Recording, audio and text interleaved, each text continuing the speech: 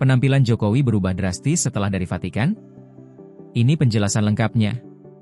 Setelah lengser dari jabatannya sebagai Presiden Republik Indonesia pada tahun 2024, banyak yang mengira Joko Widodo, atau yang akrab disapa Jokowi, akan menikmati masa pensiunnya dengan tenang, jauh dari sorotan publik. Namun, kenyataan berkata lain. Baru-baru ini, perubahan drastis pada wajah dan kondisi fisik Jokowi kembali menarik perhatian masyarakat luas. Flek hitam yang mencolok, rambut yang tampak semakin menipis, dan ketidakhadirannya dalam sejumlah agenda penting membuat publik bertanya-tanya, ada apa dengan Jokowi? Isu ini makin ramai setelah ia kembali dari kunjungan pribadinya ke Vatikan pada April 2025. Meskipun kunjungan tersebut tidak bersifat resmi, keberangkatannya tetap mendapat sorotan. Namun yang menjadi perbincangan bukanlah tujuan perjalanannya, melainkan penampilannya setelah kembali ke tanah air, yang tampak begitu berbeda. Pihak terdekat Jokowi akhirnya memberikan penjelasan. Kompol Syarif Fitriansyah, ajudan pribadi yang masih setia mendampingi mantan presiden tersebut, menyampaikan bahwa perubahan pada wajah Jokowi hanya disebabkan oleh reaksi alergi kulit, yang mulai muncul setelah lawatan ke Vatikan. Ia menegaskan bahwa kondisi itu bukan hal yang serius, dan Jokowi dalam keadaan sehat serta masih menjalani aktivitas seperti biasa. Namun, klarifikasi itu justru memicu diskusi lebih luas di kalangan masyarakat. Sejumlah tokoh publik, termasuk dokter dan pengamat kesehatan, menyampaikan pandangan mereka. Salah satunya adalah Dr. Tifa, seorang dokter yang aktif di media sosial.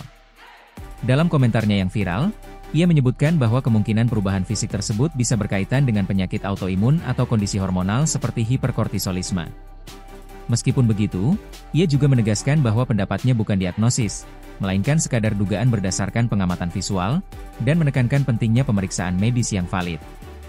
Perubahan fisik ini juga bertepatan dengan absennya Jokowi dalam beberapa acara penting, seperti peringatan Hari Lahir Pancasila pada 1 Juni 2025. Banyak yang mengaitkan ketidakhadiran tersebut dengan isu kesehatan. Namun, sejumlah pengamat politik menilai hal itu wajar, karena Jokowi kini bukan lagi pejabat publik dan memiliki hak penuh atas pilihannya untuk tampil atau tidak di ruang publik. Menariknya, isu soal wajah Jokowi ini kembali memunculkan perbincangan mengenai dugaan ijazah palsu, sebuah topik kontroversial yang sempat memanas selama masa jabatannya.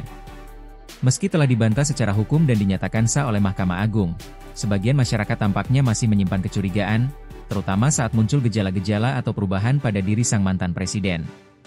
Muncul pertanyaan di kalangan publik, apakah semua ini berkaitan?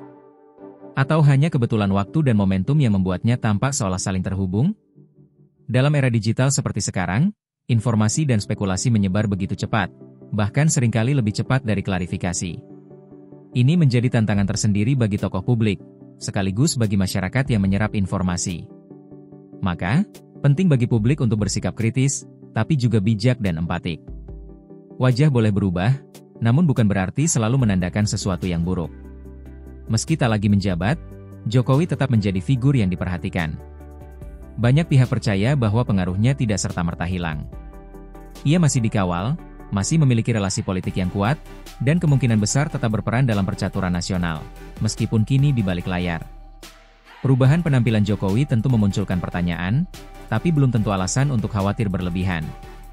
Kita semua, sebagai warga yang pernah dipimpinnya, berhak mengetahui informasi yang relevan. Namun, kita juga berkewajiban menghormati hak privasi seorang warga negara biasa, yang kebetulan pernah memimpin negeri ini. Wajah boleh berubah. Rambut boleh menipis. Tapi peran dan warisan Jokowi dalam sejarah Indonesia akan tetap menjadi bagian penting dari narasi bangsa.